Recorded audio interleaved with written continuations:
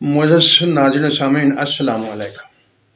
آج ایک ہلکی پھلکی میں واقعہ آپ کے سامنے بیان کرنے لگا ہوں۔ انبیاء علیہ السلام اور فرشتوں کا آپس میں میل جول رہتا ہی ہے، کیونکہ انبیاء میں اس قدر استعداد ہوتی ہے کہ وہ فرشتوں سے ملاقات کر سکتے ہیں۔ جبرائیل علیہ السلام بھی خدا کے احکام لے کر انبیاء تک آتے رہے ہیں، وہ بھی ایک فرشتہ تھے۔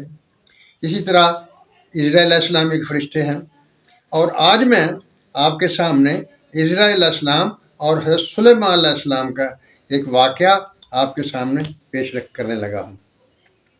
جیسا کہ آپ جانتے ہیں کہ سلیمان علیہ السلام ایک اولو العزم پیغمبر تھے اور ان کی عظیم سلطنت تھی، اور ان کے اصحاب جیسا کہ آصف بن برقیہ وغیرہ، ان کے بارے میں بہت سی باتیں مشہور ہیں۔ لیکن یہ جو واقعہ ہے یہ ایک اور ان کے صحابی کا ہے، ان کے ساتھی کا ہے۔ واقعہ کچھ یوں ہے کہ ایک دن عزرائیل علیہ السلام حضرت سلیمان علیہ السلام کے دربار میں حاضر ہوئے، اور انہوں نے ایک شخص کی طرف بہت غور سے دیکھا۔ جب غور سے دیکھا تو وہ شخص اپنے جی میں ڈر گیا، لیکن اس وقت تو خاموش رہا۔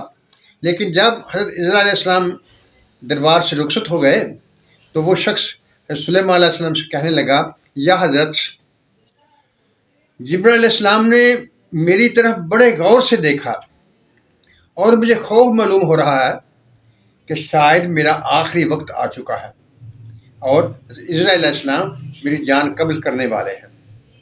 آپ ایسا کیجئے کہ ہوا کو حکم دیجئے مجھے فلاں پہاڑوں میں پھینک دے۔ حضرت سلیمان علیہ السلام نے اپنے ساتھی کی بات مان لی، ہوا کو حکم دیا کہ جاؤ اور اس شخص کو اس جگہ پر ان پہاڑوں میں پھینک آؤ۔ بات آئی گئی ہو گئی۔ کچھ دنوں کے بعد حضرت عزرائیل علیہ السلام جب دوبارہ حضرت سلیمان علیہ السلام کے دربار میں آئے تو حضرت سلیمان علیہ السلام نے کہا، اے عزرائیل، بتاؤ تم میرے ساتھیوں کو، میرے دوستوں کو ڈراتے کیوں ہو؟ اسے جواب دیا، جا حضرت، میں نے کیوں ڈرانا ہے ان کو؟ میرا تو کوئی ایسا ارادہ نہیں اور نہ میں یہ کام کرتا ہوں۔ تو حضرت سلیمان علیہ السلام نے کہا کہ فلاں شخص جو تھا وہ میرے دربار میں بیٹھا ہوا تھا اور تم نے اسے گھور گھور کر دیکھ رہے تھے، جس سے وہ ڈر گیا۔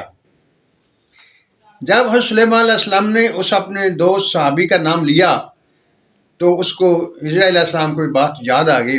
اس نے کہا، وہ واقعہ کو یوں ہے کہ اللہ تعالیٰ کا حکم مجھے پہنچ چکا تھا کہ فلاں شخص کو فلاں پہاڑوں میں ہوگا اور اس کی جان قبض کر لینی ہے، لیکن جب میں نے یہاں اس کو دیکھا تو میں حیران تھا کہ وہ اتنی دور کا فاصلہ اور یہ شخص ابھی یہاں بیٹھا ہوا ہے اور اس کے جان قبض کرنے کا، روح قبض کرنے کا وقت قریب آ رہا ہے، یہ کیسے وہاں پہنچے گا؟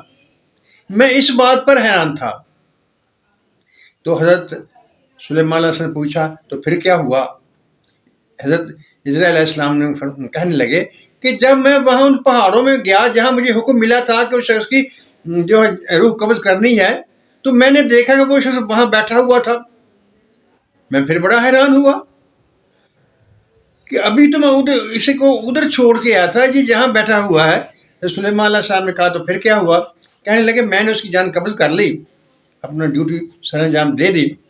تو حضرت سلیمان علیہ السلام نے کہا کہ اس سے تمہارے میرے دربار سے جانے کے بعد جو کچھ ہوا وہ میں تمہیں بتا دیتا ہوں۔ وہ یوں ہوا کہ اس شخص نے مجھ سے کہا کہ عزرائیل علیہ السلام میری طرف بڑے غور سے دیکھ رہے تھے، مجھے خوف لگا کہ کہیں میرا وقت آخر تو نہیں آ گیا، لہذا آپ ایسا کیجئے کہ مجھے فلاں پہاڑوں میں پہنچا دیجئے۔ میں نے ہوا کو حکم دیا، ہوا نے اسے پہاڑوں میں پہنچا دیا، جہاں تم گئے تو وہاں پہلے سے بیٹھا ہوا تھا۔ معزز ناظرین سامعین، یہ ایک واقعہ ہے۔ میں یہ نہیں جانتا کہ یہ حقیقی طور پر سچ ہے یا نہیں ہے، لیکن یہ روایات میں ملتا ہے، لیکن اس سے کچھ باتیں ہمیں معلوم ہوتی ہیں۔ وہ یہ معلوم ہوتی ہیں کہ اللہ تعالیٰ نے اس پوری کائنات کا ایک ٹائم ٹیبل بنایا ہوا ہے، ہر شخص کا ہر لمحے ہر سیکنڈ کا ٹائم ٹیبل تیار ہے، کیونکہ وہ صاحب قدرت ہے، ہر چیز پہ قادر ہے۔ لیکن اس سے یہ بات قطعی طور پر ثابت نہیں ہوتی کہ انسان مجبور محض ہے۔ اللہ تعالیٰ نے جو یہ ٹائم ٹیبل تیار کیا ہوا ہے، اس نے اپنی خدائی کے اظہار کے لیے، اپنے علم کے اظہار کے لیے، اپنے قدرت کے اظہار کے لیے، اپنے لیے بنایا ہوا ہے۔ ہم انسانوں کو اس ٹائم ٹیبل کا علم نہیں ہوتا، ہم اپنی مرضی سے ہر کام کرتے ہیں، لیکن یہ اس خالق کائنات کا ٹائم ٹیبل ہے اور ہوگا اسی کے مطابق، لیکن کریں گے ہم اپنی مرضی سے۔ اگر ہم مجبور محض ہوتے تو سزا کا مطلب ہی جو بیکار ہو جاتا ہے، اس کا کوئی فائدہ ہی نہیں رہتا۔ لہذا اللہ تعالیٰ کی قدرتوں کا اعتراف کرنا اور اس کے سامنے اپنا سر بسجود، سر جھکا دینا ہی اصل معاملہ ہے، اسی پر عمل کر لینا چاہیے، اور ہماری نجات کا یہی ذریعہ ہے۔ اور مختلف طرح سے ہیلے بہانے کرنے اور باتیں بنانا یہ ایک مسلمان کے شایان شان نہیں ہے۔ معزز سامعین و ناظرین، اللہ تعالی ہم سب پر اپنی رحمتوں کی بارش کرے، ہمیں سچ بولنے، سچ سننے اور سچ پر قائم رہنے کی توفیق عطا فرمائے۔ آمین۔ اللہ حافظ۔